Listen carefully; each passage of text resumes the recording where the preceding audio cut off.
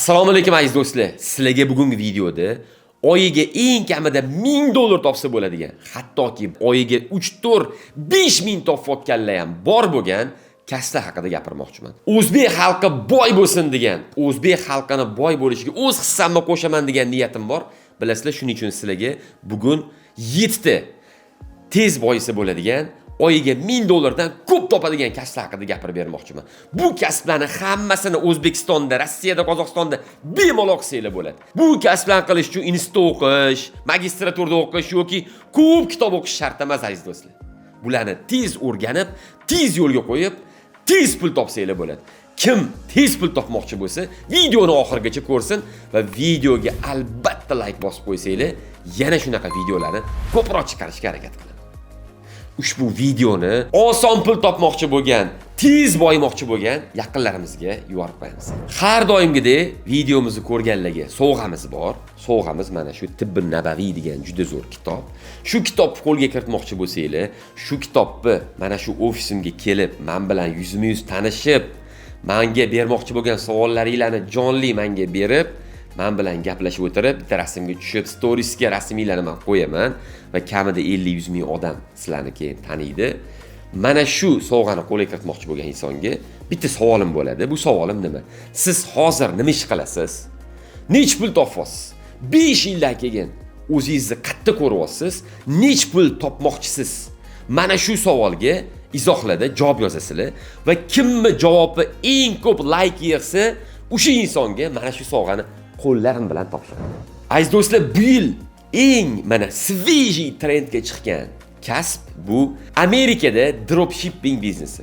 Buning uchun nima qilishingiz kerak? Hozir mana O'zbekistondan turib, siz onlayn, ya'ni kompyuteringiz orqali Amerikada firma ochib yoki bo'lmasam birovni tayyor ishlab turgan firmasini sotib olib, o'zingizni dropshippingingizni yo'lga qo'yasiz. Ya'ni yaxshi pastavshik, ya'ni mahsulot ta'minotchi topasiz. Uni AliExpressdan, Alibabadan, boshqa Xitoy kompaniyalardan yoki Turkiyadan, umuman boshqa davlatlardan ham topishingiz mumkin. O'sha pastavshiklarni topib, shu pastavshiklar faqat Amerikaga rastamoshka qilingan holatda yetkazib bera oladigan bo'lishi kerak. Ya'ni siz o'zingiz rastamoshka bilan ovora bo'lib yurishingiz kerak emas. Mana shu yetkazib beruvchining molini Amerikada o'zingiz olib, uni zo'r reklama qilib, u molga pul tikmaysiz, faqat reklamaga pul tikasiz. Shu biznesni zo'r o'rganib olib, Amerikada yo'lga qo'yib, O'zbekistondan turib ko'p pul topsangiz bo'ladi. Buni o'rgatayotgan bolalar bor, internetdan o'zingizlar yozsanglar dropshipping deb chiqib keladi. Shu bolalardan shu kurs qiladimi, yoniga borib shogird tushasizlarmi, bir amallab o'rganib olinglar va shu dropshipping biznesiga hozir kiringlar. Esingizda bo'lsa, 2020-yilda Amerikada trak biznesi pikka chiqqan edi, trendda edi. Kim trak biznesiga pul tikkan bo'lsa, hozir millioner bo'lib ketdi. Endi dropshipping biznesi ham mana hozir endi modaga chiqyapti. U oldin ham bor edi, lekin hozir o'zbeklar orasida shu modaga chiqyapti. Kim birinchi bo'lib kirsa, tez shu ishni yo'lga qo'yib olsa, shu inson ham oyiga kamida 1000 bo'lmasa 2-3 ming, даже 4-5 ming ham topayotganlar bor ekan. Sizlarga tavsiyam dropshipping biznesini tez o'rganib, shu yerdan o'tirib Amerikada yo'lga qo'yinglar. Rossiyadagilar ham buni qila oladi. Butun dunyodagi o'zbeklar o'zi yashayotgan davlatda o'tirib, bemalol Amerikada shu biznesni yo'lga qo'ya oladi. Men o'zim ham yaqinda Amerikada firma ochdim. Amerikada firma ochish unaqa katta muammoli ish emas. Pulni bersanglar, firmani ochib berishadi. Endi firma ochishga pulinglar yo'q bo'ladigan bo'lsa, birovlar firmasini ijaraga olib ham ishlatsanglar bo'ladi. Hozir Amerikada o'zbeklar hamma narsani yo'lga qo'yib qo'ygan. Aziz do'stlar, hozir hamma bilyapsizlar, shaxsiy brend qilyapti. Hamma o'zini digital marketing yo'lga qo'yapti. Hamma onlayn sotuv qilyapti. Hammaga rasmga oluvchi va videoga oluvchi kerak bo'lyapti. Ayniqsa mobilografga talab juda ham oshib ketgan. Men o'zim ishlatayotgan 2-3 ta mobilograf ishlataman. Shularning bittasi eng kam bilimligi oyiga o'ldim deganda $1000 topadi.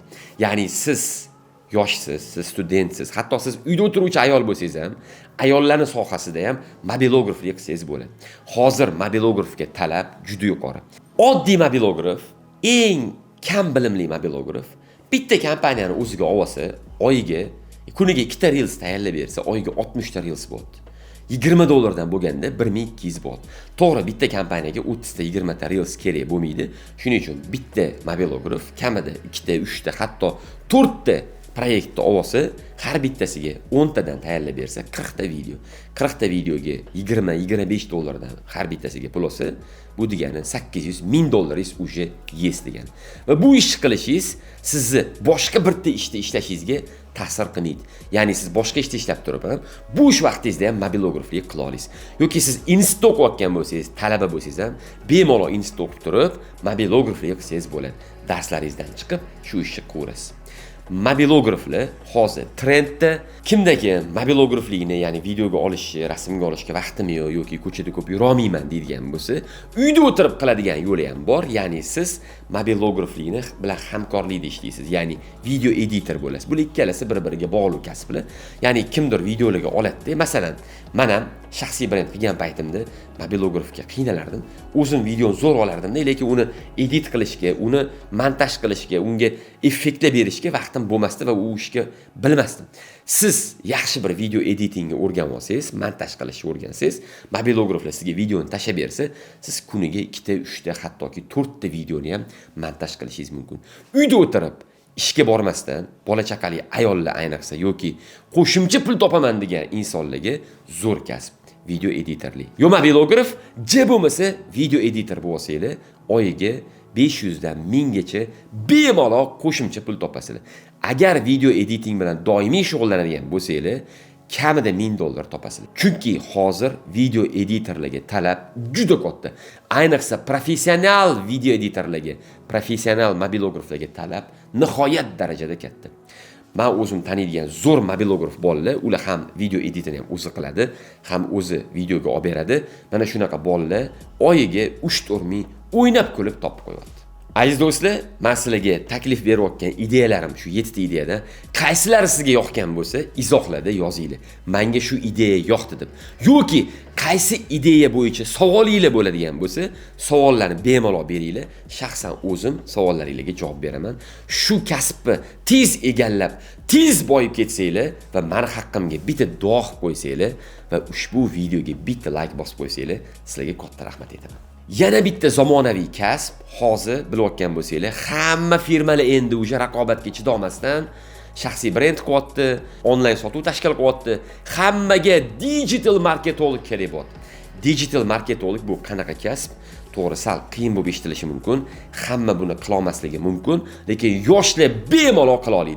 Digital marketing bo'lish uchun institutda o'qish, 5-10 ta 20 talab kitoblar o'qish shart emas. Bularni kursida o'qib va bu bo'yicha kerakli bo'ladigan bilimlarni olib, internetdan o'rganib, audiobooklarni eshitib, YouTube'da videolarni ko'rib ham bu sohani o'rganib olsangiz bo'ladi va yaxshi bir digital marketing kompaniyasida 1 yilmi, 6 oymi, 2 yilmi xodim bo'lib ishlab ham bu sohani o'rganib olib yo'lga qo'ysangiz bo'ladi. Men taniydigan digital marketinglar oyiga eng kami 2000 dollar pul topadi. Digital marketing kurslari to'g'ri sal qimmatroq. 1000 dollarga ham topsanglar bo'ladi, lekin 1000 dollarlikda qanchalik o'rganasizlar bilmayman. 2-3-4 ming dollarlik digital marketing kursiga o'qib olsanglar, shu kursni o'rganib, tez shu sohani yo'lga qo'ysanglar bo'ladi. Kimlar bu soha bilan shug'ullansa bo'ladi? SMM menejerlari, mobilograflar, content menejerlar, ya'ni content qiluvchilar, umuman ijtimoiy tarmoqlarda aktiv bo'lgan har qanaqa inson yoki blogerlikni qilib o'xshata olmagan, oxirigacha olib bora olmaganlar ham shu ozgina pul yig'ib turib, mana shu sohani kursida bitta o'qib olsanglar, shu sohaga pul tiksanglar va shu sohada davom etsanglar, digital marketinglarga talab juda katta. Agar siz professional digital marketing bo'lsangiz, men o'zim ham sizni ishga olgan bo'lardim. Hozir men taniydigan yuzlab biznesmenlar mendan digital marketing so'rashyapti. Aziz do'stlar, meni shogirdlarim bor, shaxsiy brend qilgan yoki blogerlikni boshlagan shogirdlarim hammasi mendan so'rashyapti. Mobilograf topib bering, video editor topib bering, mana shu soha bo'yicha mutaxassislar bizga tavsiya bering, shularga biz ko'p pul to'lashga rozimiz. Iltimos freelance bo'lsa ham, uzoqdan ishlasa ham shunaqa xodimlar topishimizga yordam bering deyishyapti. Agar sizlar shu videoni ko'rib, shu videodan kelgan shu sohalarga kirib, shu sohalarni kursida o'qib yoki shu sohalarni o'rganib shug'ullanaman desanglar, izohlarda yozinglar yoki shu sohani mutaxassisi bo'lsanglar, izohlarda yozinglar. Iloji bo'lsa telefon raqaminglar yoki Telegram nickinglarni qoldirsanglar, men sizlarga aloqaga chiqaman. Yana bitta zo'r soha kreativ dizaynerlar. Ya'ni bular nima ish qilib beradi? Bular Instagramga, Facebookga, Twitterga post tayyorlab beradi. Ya'ni dizayn qilib beradi. Dizayn deganda prosta открытка tayyorlab berish emas. Prosta poster qilib berish emas. Bu yerda kreativ yondashuv kerak. Absurdnimi, umuman neobычныйmi, nestandартныйmi yoki bo'lmasam o'sha premium klass, zamonaviymi, boshqalar ko'ra olmaydigan darajada, boshqalar tushuna olmaydigan darajada juda qiyin yoki juda qiziq, juda o'ziga jalb qiladigan yorqin ranglarni, shriftlarni ishlatadigan, allambalo rasmlarni ishlatadigan kreativ dizaynerlar kerak. Ya'ni juda chiroyli post tayyorlab berish kerak yoki juda chiroyli prezentatsiya qilib berish kerak. Mana shunaqa mutaxassislar bo'lsa, Adobe va Canva programmalarida ishlashni biladigan kreativ dizaynerlikni o'rganib olsanglar, shu sohani mutaxassis bo'lsanglar, oyiga ishoninglar $1000 sizlarga pul bo'lmay qoladi. Ya'ni $1000 sizni talashishadi. 1,5-2 ga bemalol ish topsanglar bo'ladi. Shunaqa dizaynerni men o'zim ham qidirib yurdim, yaqinda topdim. Mabodo oranglarda shunaqa dizayner yana bo'ladigan bo'lsa, aloqaga chiqinglar, yana 1-2 shunaqa dizaynerlarni olishga tayyorman. Har yilda bir marta shaxsiy brend formulasi degan loyiha qilamiz.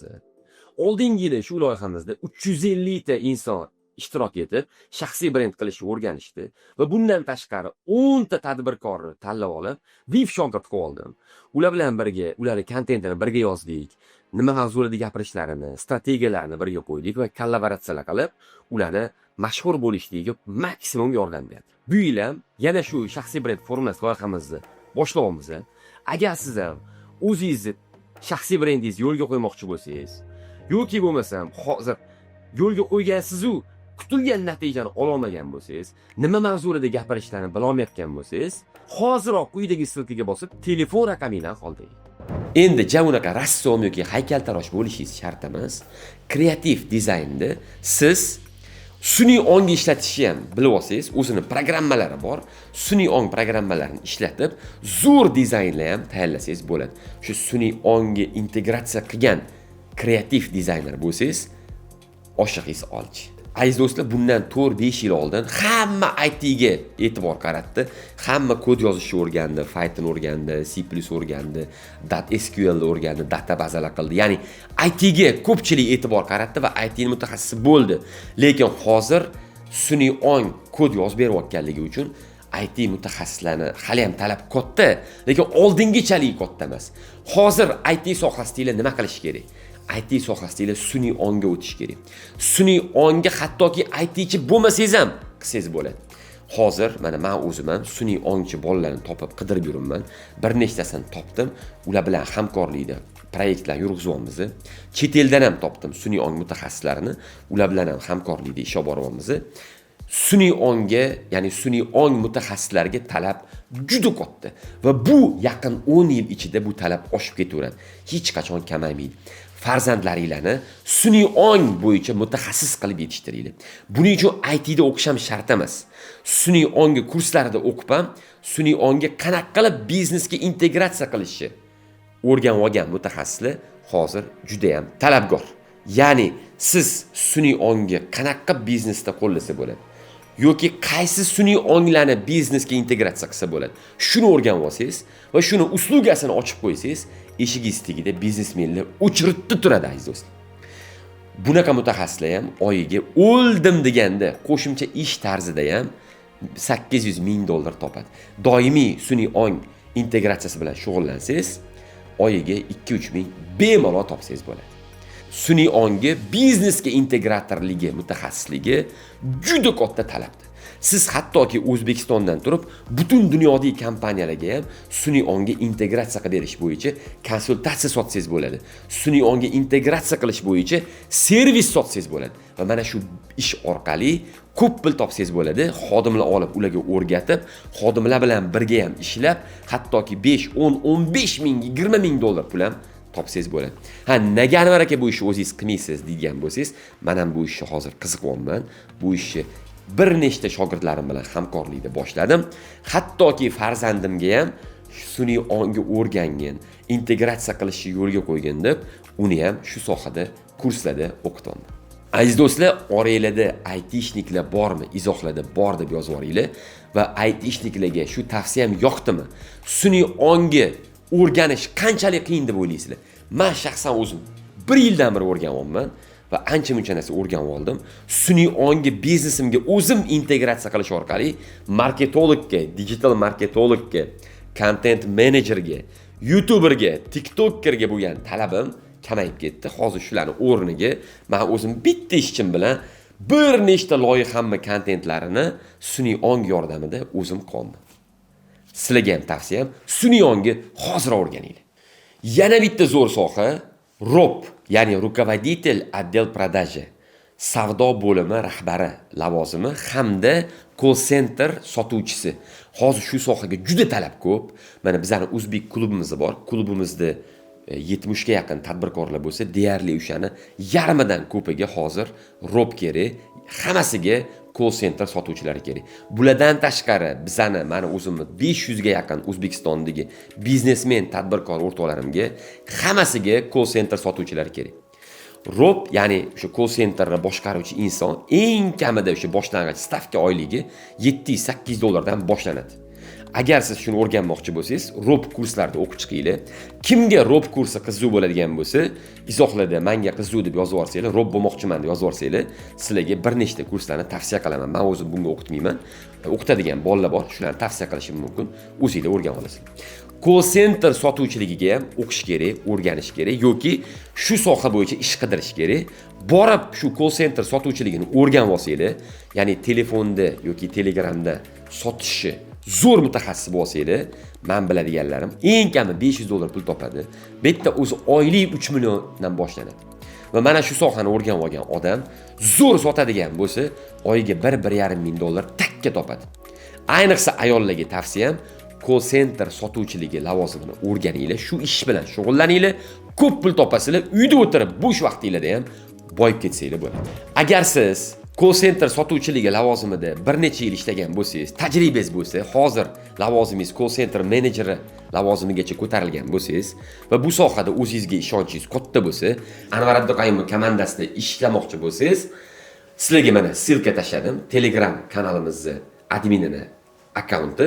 Shunga hoziroq yozinglar, sizlarni suhbatga chaqirib, men bilan birga ishlash imkoniyatini qo'lga kiritasiz. Sizlarga asosan zamonaviy kasblarni tavsiya qildim. Bu kasblar endi qila olmaymiz, qiyin. Bular ko'proq yoshlarga mos ekan, bizning yoshimiz o'sha katta. Bizga jaydarroq bir kasb yo'qmi, trendiy deydigan bo'lsanglar, sizlar mana yoz kelyapti, kunlar isyapti, hali ham trendda bo'lgan va hech qachon trenddan tushmasa kerak deb o'ylaydigan, men eng yaxshi ko'rgan bitta kasb bor.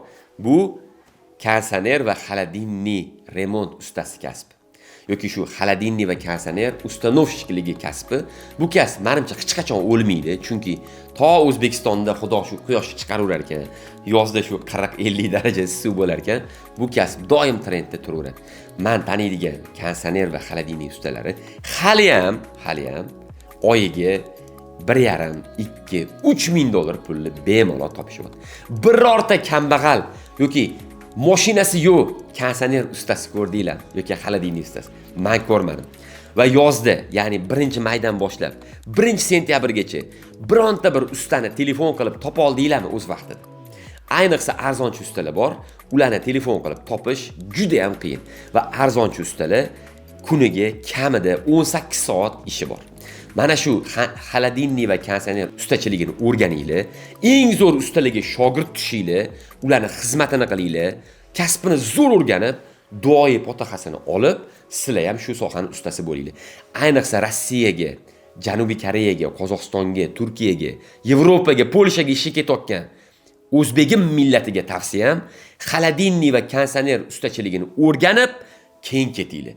Mana shu sohani o'rganib o'sha davlatga borsanglar, o'tda ham, masalan, Rossiyada 1000 dollar topadigan odam kondisioner xolodilnik ustasi bo'lsa, 3000 dollar topadi. Polshada 4-5 ming dollar ham topishi mumkin. Ya'ni sizlar mashq kasb o'rganib chet elga ketadigan bo'lsanglar, oddiy sohada qurilish yoki o'sha qulupnay terishdan ko'ra yoki qayerdadir уборщик bo'lib ishlagandan ko'ra kamida 2-3 baravar ko'proq pul topasizlar. O'zbegim millati boyisin, o'zbek xalqi kuchaysin.